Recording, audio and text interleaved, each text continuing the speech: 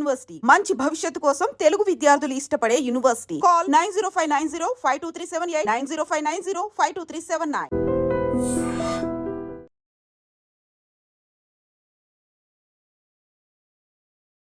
ఏమైందో ఏమో కానీ ఇటీవల కాలంలో అక్రమ సంబంధాల కారణంగా హత్యలు అడ్డగోలుగా పెరిగిపోతున్నాయి.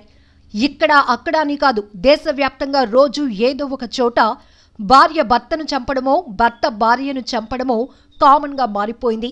తాజాగా ఓ వివాహిత ఏకంగా తన ప్రియుడిని ఇంటికి పిలిపించుకునే సరసాలాపాల్లో తేలియాడింది.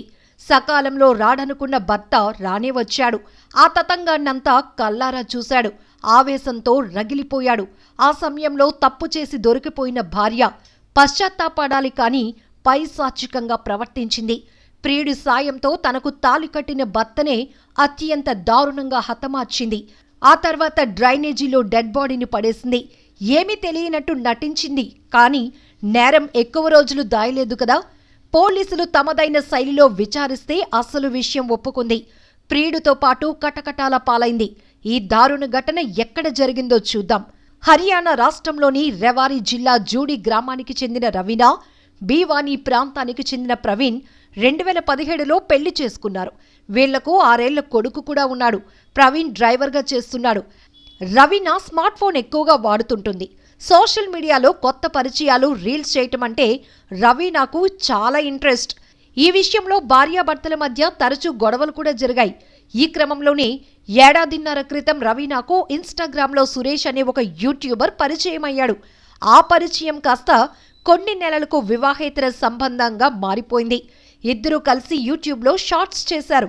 మార్చి 25న రవీనా, ఆమె ప్రియుడు రవీనా ఇంట్లోనే శృంగారం చేస్తూ ఆమె భర్తకు అడ్డంగా దొరికిపోయారు. ఈ విషయంలో భార్యాభర్తల మధ్య పెద్ద గొడవే జరిగింది. ప్రవీణ్ ఉండగా తమ కామకలాపాలు సాగవని భావించిన రవీనా, ఆమె ప్రియుడు సురేష్ ప్రవీణ్ను చంపాలని నిర్ణయించుకున్నారు.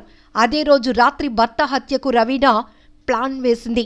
ప్రవీణ్ ఇంట్లో నిద్రిస్తుండగా ప్రియుడు సాయంతో చున్నీతో ఉరి బిగించి రవీనా తన భర్తను హత్య చేసింది.